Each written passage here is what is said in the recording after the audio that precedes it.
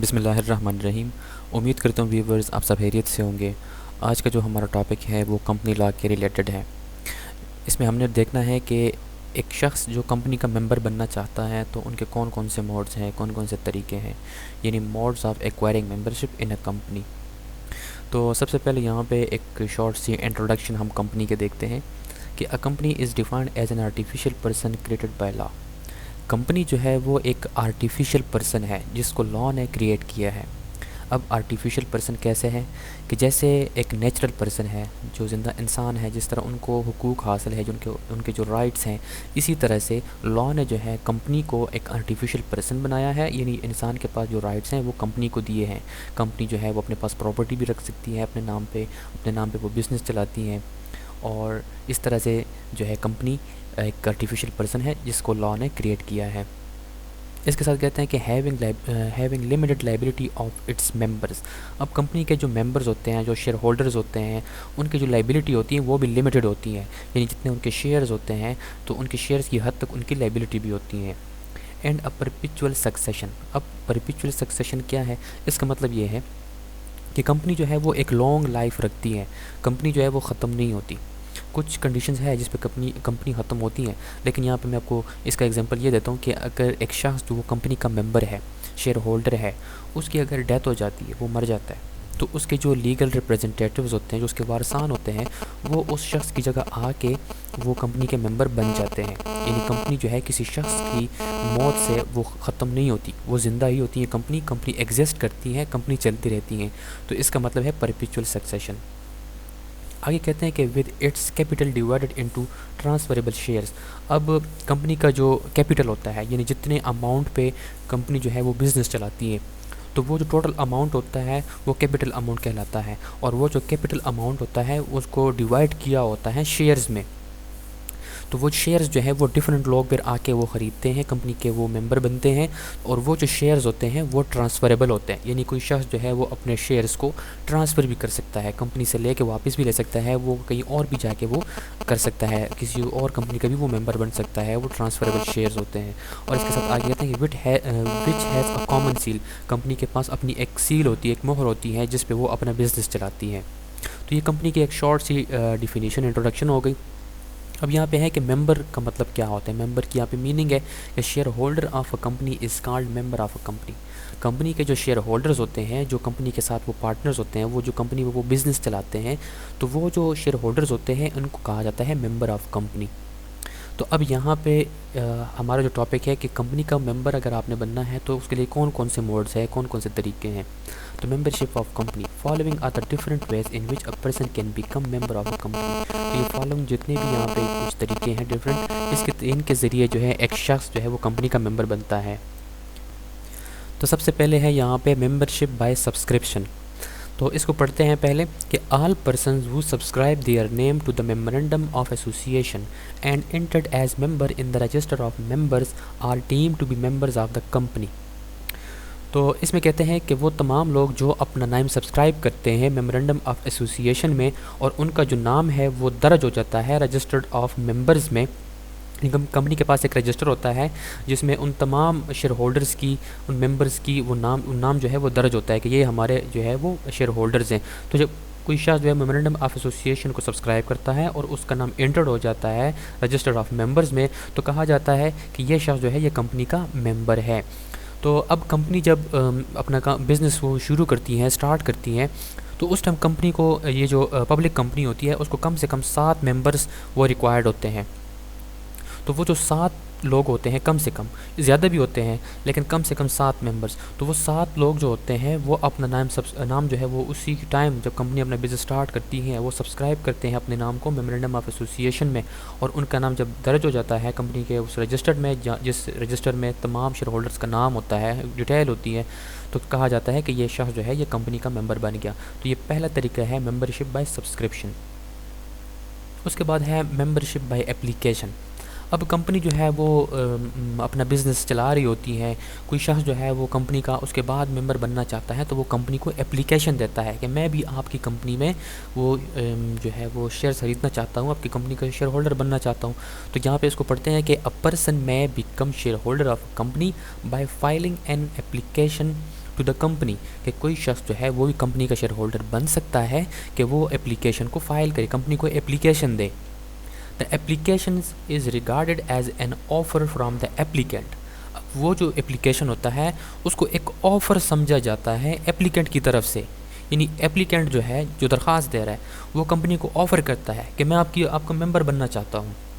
तो आगे कहते हैं कि and the acceptance is communicated to the application by giving him a notice of allotment. तो उसके बाद कंपनी अगर उसके ऑफ़र को एक्सेप्ट करती है, यानी उसके एप्लीकेशन को एक्सेप्ट करती हैं, तो फिर कंपनी जो है अलॉटमेंट यानी शेयर जब अलॉट करेंगी कंपनी, तो उस अलॉटमेंट का एक नोटिस देगी उस एप्लीकेंट को कि आप जो है ठीक है, हमने आपके उस एप्लीकेशन को एक्सेप्ट किया, आप जो है कंपनी के मेंबर बन सकते हैं। तो ये दूसरा तरीका हो गया मेंबरशिप बाय एप्लीकेशन, यानी कोई शख्स एप्लीकेशन देता है कंपनी को। इसके साथ यहाँ पे एक शर्त है कि अगर एक शख्स ने एप्लीकेशन दे दी है कंपनी को कि मैं मेंबर बनना चाहता हूँ, बाद में वो उसको रिवोक करना चाहता है कि नहीं, मैं अपनी एप्लीकेशन वापस लेता हूँ, मैं नहीं बनना चाहता मेंबर कंपनी का, तो यहाँ पे कहते हैं कि the applicant can revoke his application before the notice of allotment is put in course of transmission to him. कि कोई शख्स जो है वो अपनी एप्लीकेशन को रिवोक भी कर सकता है उसको अलॉटमेंट का नोटिस मिलने से पहले पहले। यानी आपने कंपनी को एप्लीकेशन दे दिया है कि मैं मेंबर बनना चाहता हूँ, अब आपको नोटिस नहीं आया अलॉटमेंट का, तो उस नोटिस के आने से पहले पहले आप उस एप्लीकेशन को रिवोक कर सकते हैं। उसके बाद है तीसरा तरीका membership by transfer of shares. इसको पढ़ते हैं पहले कि a person can become member of a company by transfer of shares. The shares of a company are movable property and freely transferable, so by transfer of shares a person can become member और share holder of a company. For example, आप company के member हैं, आपके पास company, आपने shares ख़रीदे हुए हैं, अब आप जो है उस शेयर्स को आप ट्रांसफ़र कर रहे हैं किसी दूसरे शख्स को, यानी आप अपनी जो कंपनी की मेंबरशिप है आप उसको छोड़ रहे हैं। तो आपका एक दोस्त है वो कंपनी का मेंबर बनना चाहता है आपकी जगह, तो आपके वो जो शेयर्स हैं आप ट्रांसफ़र करते हैं अपने उस फ्रेंड को, उस दोस्त के नाम पे कि चलो ठीक है, आपको मैं अपनी शेयर्स ट्रांसफ़र करता हूँ, आप जो है कंपनी के मेंबर बन जाए। तो आपकी जगह फिर आपके फ्रेंड का जो नाम है वो दर्ज हो जाएगा आपकी जगह पे, वो कंपनी का मेंबर बन जाएगा, क्योंकि ये जो शेयर्स होते हैं ये मूवेबल प्रॉपर्टी होती हैं कि आप इसको फ्रीली जो है वो ट्रांसफ़र कर सकते हैं, एक शख्स से दूसरे शख्स पे ये ट्रांसफ़र हो सकते हैं ये शेयर्स। तो इसी तरह से कंपनी का मेंबर बनने के लिए ये तीसरा तरीका है कि ट्रांसफ़र ऑफ शेयर्स, ये एक शख्स जो है अपने शेयर्स को ट्रांसफ़र करता है दूसरे शख्स पे। उसके बाद है नंबर 4 पे मेंबरशिप बाय सक्सेशन और ट्रांसमिशन। अब सक्सेशन क्या है और ट्रांसमिशन क्या है, इसको पहले पढ़ते हैं कि the heirs of a deceased share holder और the official assignee become entitled to be members in place of a deceased और एन इंसॉल्वेंट। सक्सेशन ये है कि अगर एक शख्स जो है कंपनी का वो शेयर होल्डर है और वो उसकी डेथ हो जाती है, डिसीज्ड पर्सन है वो, डिसीज शेयर होल्डर है, उसकी डेथ हो गई, तो उसके जो हेयर्स होते हैं, जो वारसान होते हैं, जो लीगल रिप्रेजेंटेटिव होते हैं, वो उस डिसीज पर्सन की जगह पे आके वो कंपनी के मेंबर बन जाते हैं। तो इसको कहते हैं मेंबरशिप बाय सक्सेशन। और दूसरे इसमें ट्रांसमिशन ये है कि ऑफिशियल असाइनी वो है इंसॉल्वेंट पर्सन, यानी कोई शख्स है कि उसने बहुत सारे लोगों से कर्ज़ ले लिया, अब वो उस कर्ज़ को अदा नहीं कर सकता, तो कोर्ट उस शख्स को इंसॉल्वेंट डिक्लेयर करती है कि ये इंसॉल्वेंट हो गया। तो उसके बाद उस इंसॉल्वेंट शख्स के जो शेयर्स होते हैं कंपनी में, तो उसको भी जो है ऑफिशियल असाइनी जो होती है, कोर्ट का एक मेंबर होता है, वो डिस्ट्रीब्यूट करता है उसके शेयर्स को उन लोगों में कि जिन से उसने कर्ज़ लिया होता है। उसके बाद नंबर 5 पे है मेंबरशिप बाय एक्विजिशंस और स्टॉपल्स। इसको पहले पढ़ने के a person may be deem to be a member of a company if he allows his name to be on the register of members, the liability arises from his assent to remain on the register and he is stopped from denying that he is registered with his consent. इसको समझें कि कोई शख्स जो है वो, उसका नाम जो है कंपनी के, वो जो कंपनी के पास जो रजिस्टर होता है जिसमें तमाम मेंबर्स की वो नाम जो है वो दर्ज होता है, किसी शख्स का नाम गलती से या किसी भी तरह से उस रजिस्टर्ड में आ जाता है और कंपनी उस शख्स को मैसेज भेजती है, किसी भी तरीके से उससे कांटेक्ट करती है कि आप हमारी कंपनी के मेंबर हैं। उस शख्स को पता ही नहीं होता कि यार मैं तो मेंबर नहीं हूँ, मैंने तो मेंबरशिप ली ही नहीं है, ये कैसा मुझे नोटिफिकेशन आ गया, मैसेज आ गया कि आप हमारे कंपनी के मेंबर हैं। तो अब वो शख्स जो है वो अपने नाम को अगर अलाउ करता है, वो खामोश इस तरह के ठीक है बस दर्ज ही ठीक है मैं कंपनी का मेंबर हूँ, वो उसे डिनाई नहीं करता, तो फिर कहते हैं कि the liability arises from his assent, तो फिर वहाँ पे उस पर लायबिलिटी भी आएगी। वो अगर अपने नाम को उसमें दर्ज ही रहने देता है, कंपनी को वो इनकार नहीं करता कि ये तो गलती से आया आपके रजिस्टर्ड में, तो अगर वो उसको अलाउ करते हैं कि ठीक है दर्ज ही ठीक है, तो फिर वहाँ पे उसके ऊपर कंपनी की तरफ से जो लाइबिलिटीज़ होंगी वो उन लाइबिलिटीज़ को भी पूरा करेगा, सिर्फ फ़ायदा नहीं उठाएगा कि जहाँ पे क्योंकि बेनिफिट्स होते हैं वहाँ पे लाइबिलिटीज़ भी होती हैं। तो इसका मतलब ये हुआ कि कंपनी किसी शख्स का नाम वो गलती से रजिस्टर्ड में आ गया, उसको नोटिफिकेशन मिल गया और उसने उससे इनकार नहीं किया, कंपनी को स्टॉप नहीं किया कि यार इसको ख़त्म करें, मैं तो कंपनी का मेंबर हूँ ही नहीं। उसने मतलब अलाउ किया कि हाँ ठीक है बस इसमें ठीक है, तो फिर वहाँ पे उस पर जो लाइबिलिटीज़ आएंगी तो वो भी वो पूरी करेगा। तो इस तरह से ये मेंबर बन जाएगा बाय एस्टॉपल्स। अब यहाँ पे कुछ तरीके हैं कि अगर आपने कंपनी की मेंबरशिप छोड़नी है तो आपकी मेंबरशिप किन किन तरीक़ों से वो ख़त्म हो सकती है। तो यहाँ पे वो तरीके बताए गए हैं। सबसे पहले है बाय ट्रांसफ़र ऑफ शेयर्स। जिस तरह मैंने आपको ऊपर बता दिया कि अगर आप अपने शेयर्स को ट्रांसफ़र करते हैं किसी दूसरे शख्स को, तो आपकी जो वो मेंबरशिप है कंपनी की वो सीज़ हो जाएंगी, यानी आप कंपनी के मेंबर नहीं रहेंगे उसके बाद। तो इस तरह बाय ट्रांसफ़र ऑफ शेयर्स जो है, यानी आपने शेयर ट्रांसफ़र कर दिए तो आप कंपनी के मेंबर नहीं रहे।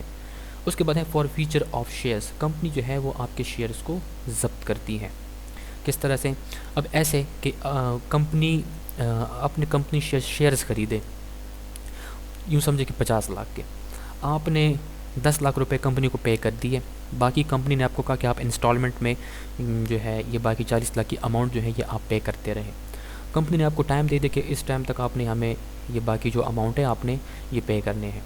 अब कंपनी वो टाइम जो है वो ख़त्म हो जाता है और कंपनी ने आपको नोटिस वगैरह भी दिए हैं, आपने वो जो बाकी अमाउंट है वो शेयर्स के वो आपने पे नहीं किया, तो कंपनी जो आपके शेयर्स जो आपने पे किए हुए हैं वो फॉरफीज कर लेंगी, आपसे ज़ब्त कर लेंगी। उसके बाद है सरेंडर ऑफ शेयर्स। ये भी फॉरफीज का ही एक इससे मिलता जुलता है कि कंपनी ने आपको टाइम दिया कि आप जो है बाकी जो अमाउंट है वो पे करें इतने टाइम तक। अब आपको पता है कि यार ये तो मैं पे नहीं कर सकता, तो आप जो है अपनी मर्ज़ी से सरेंडर करते हैं कि ठीक है मैंने जो पे की है आपको अमाउंट 10 लाख, वो आप जो है बस कंपनी को आप सरेंडर करते हैं कि ठीक है आप ले लें मुझसे। तो ये भी फॉरफीज करने का एक दूसरा तरीका है, तो जिसको कहते हैं surrender of shares. Death of share holder. अब कंपनी का एक शख्स जो है मेंबर है उसकी डेथ हो जाती है तो वो कंपनी का मेंबर उसके बाद नहीं रहता।